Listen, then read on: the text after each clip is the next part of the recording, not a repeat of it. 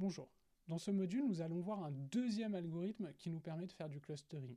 Dans le module précédent, nous avons vu au-dessous. Cette fois-ci, nous allons voir un algorithme qui s'appelle K-moyenne. Les K-moyennes, l'idée, c'est de diviser notre image en K-clusters. Donc par exemple, on va prendre K à une valeur de 2, de 3, de 4. Et chaque cluster, plutôt que d'être modélisé directement par une gaussienne, va être modélisé par un centroïde, c'est-à-dire une valeur centrale de notre cluster.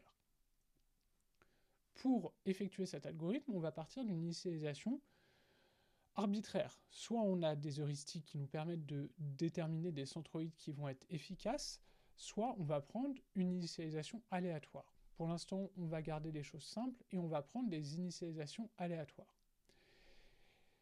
Et la manière dont cet algorithme fonctionne, c'est pour des centroïdes fixés, par exemple obtenus aléatoirement, on va assigner chaque pixel de notre image au centroïde, au cluster, dont le centroïde a une valeur qui est la plus proche de la valeur de notre pixel. Regardons ce que ça donne lorsqu'on le fait sur une image. Par exemple, donc commençons par simplement notre histogramme de notre image de chat que nous connaissons, et on choisit deux centroïdes, 8 et 58.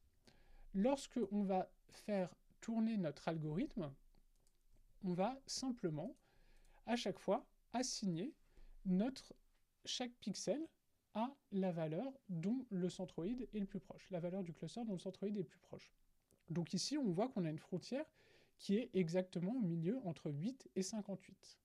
Entre 8 et 58, on passe d'une classe à l'autre.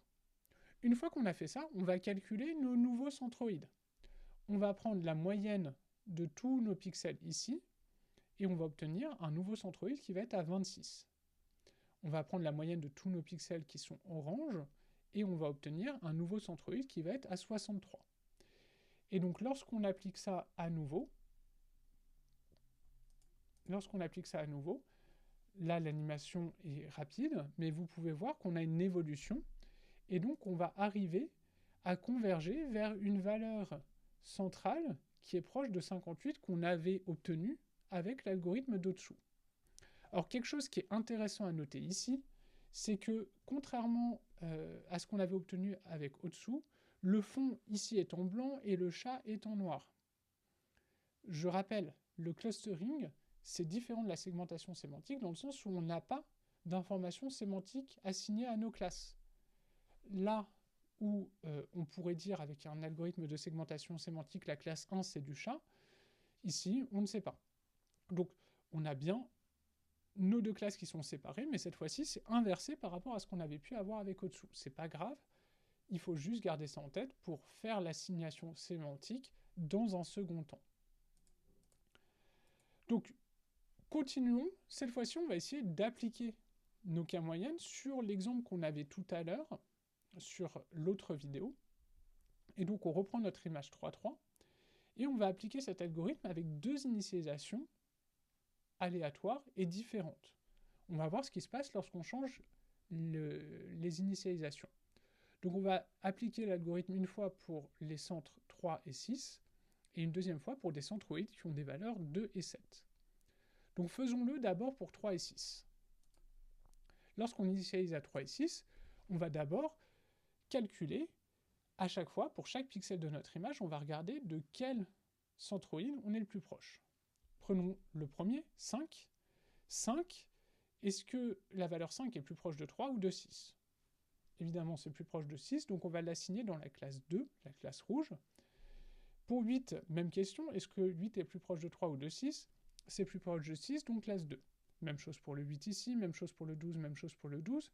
Prenons maintenant le 3. Est-ce que 3 est plus proche de 3 ou de 6? Évidemment de 3. Donc on va le mettre dans la classe bleue. Même chose pour ce 3. 4 est plus proche de 3 que de 6, donc là aussi dans la classe bleue. Et enfin, 5 est plus proche de 6 que de 3, donc on le met dans la classe rouge. Une fois qu'on a fait cette assignation, on va pouvoir calculer nos nouveaux centroïdes. Je vous disais, les nouveaux centroïdes, ça va être la moyenne des pixels qui sont à l'intérieur d'un cluster. Donc faisons-le pour la classe 1, la classe bleue, on va faire la moyenne entre 4, 3 et 3. 4 plus 3 divisé par 3, ça nous donne une valeur de 3,33. Et on va faire la même opération pour la classe 2, et calculer le nouveau centroïde de la classe 2 en faisant 5 plus 8, plus 8, plus 12, plus 12, plus 5, ce qui nous donne, lorsqu'on divise par le nombre de pixels dans la classe qui est 6, une valeur de 8,33. Cette fois-ci, nos nouveaux centroïdes ont des valeurs de 3,33 et de 8,33. Donc on va refaire notre assignation. Est-ce que 5 est plus proche de 3,33 ou de 8,33? C'est plus proche de 3,33. 8 est plus proche de 8,33 que de 3,33, même chose pour ce 8 ici. Ensuite, on passe à la deuxième ligne. 4 est plus proche de 3,33 que de 8,33. 3 est plus proche de 3,33 que de 8,33. 12 reste dans la classe 2. Et 5 et 3 dans la classe 1 et 12 dans la classe 2. Donc on voit qu'on a une assignation qui est légèrement différente, puisque les 5 qui étaient dans la classe 2 tout à l'heure sont cette fois-ci placés dans la classe 1. Et donc on va calculer nos nouveaux centroïdes en faisant la moyenne de tous les pixels dans la classe 1, 5 plus 4 plus 5 plus 3 divisé par le nombre de pixels dans la classe 1, c'est-à-dire 5. Ça nous donne une valeur de 4 pour le premier centroïde.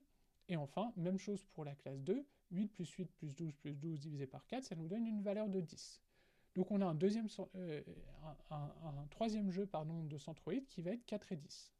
Et donc on va refaire la même opération, cette fois-ci en assignant par rapport à 4 et 10, et on se rend compte lorsqu'on fait cette assignation que 5, 4, 3, 3 et 5 sont plus proches de 4 que de 10, et 8, 8, 12, 12 sont plus proches de 10 que de 4, et donc notre image n'a pas bougé, nos clusters n'ont pas bougé par rapport à l'itération précédente. Donc on a convergé, si on refait le calcul, on aurait 5 plus 4 plus 5 plus 3 divisé par 5, on resterait sur une moyenne de 4 pour la première classe. Donc un centroïde à 4, et on resterait sur un centroïde à 10 pour la deuxième classe. Donc là, on a convergé.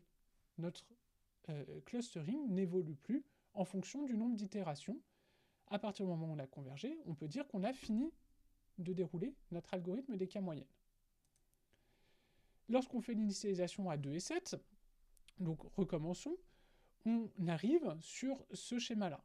Les 5, les 8 et les 12 vont être plus proches de 7 que de 2, donc on va les mettre dans la classe 2, alors que 4, 3 et 3 vont être plus proches de la classe 1, du 2, donc on va les mettre dans la classe 1.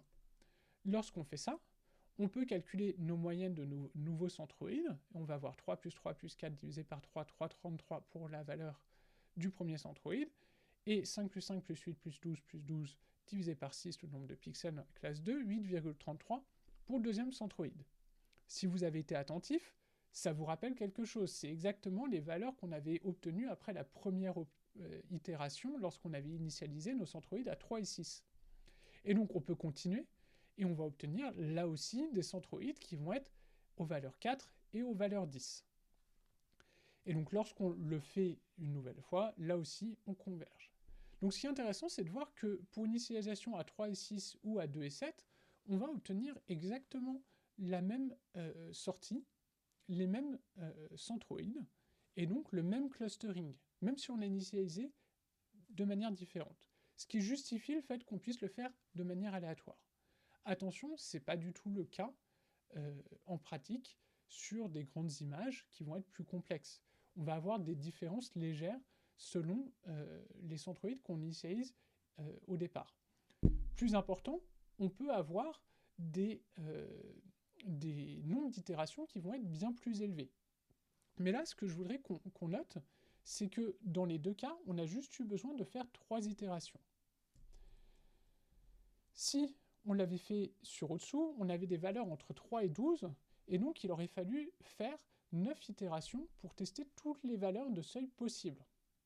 Donc on passe de 9 itérations avec au-dessous à 3 itérations avec les cas moyennes. Ça, c'est juste pour 2 classes. Je vous rappelle que si on souhaite avoir 3 classes avec au-dessous, il aurait fallu faire 9 x 9, tester 9 x 9 seuils possibles. Avec les cas moyennes, l'itération ne prend pas beaucoup plus de temps. Alors on va peut-être avoir plus d'itérations, mais on n'a pas une augmentation qui est nécessairement quadratique. Donc le nombre d'itérations pour au-dessous, il va être fixé, c'est le nombre de seuils possibles. Pour cas moyenne, ça va dépendre de l'initialisation qu'on choisit. Cas moyenne, vous le voyez, est en général beaucoup plus rapide que au-dessous, surtout lorsqu'on augmente le nombre de clusters possibles. Par contre, au-dessous nous garantit d'être optimal, vu qu'on teste tous les seuils possibles, ce qui n'est pas le cas des cas moyennes. Les cas moyennes, on n'a pas de garantie d'optimalité qu'on pourra avoir sur au-dessous. Donc, en fonction de la qualité du résultat que vous souhaitez, mais aussi des contraintes potentielles de temps que vous pouvez avoir, vous allez choisir un algorithme ou l'autre. Voilà donc qui conclut ce module sur le clustering et sur les cas moyennes.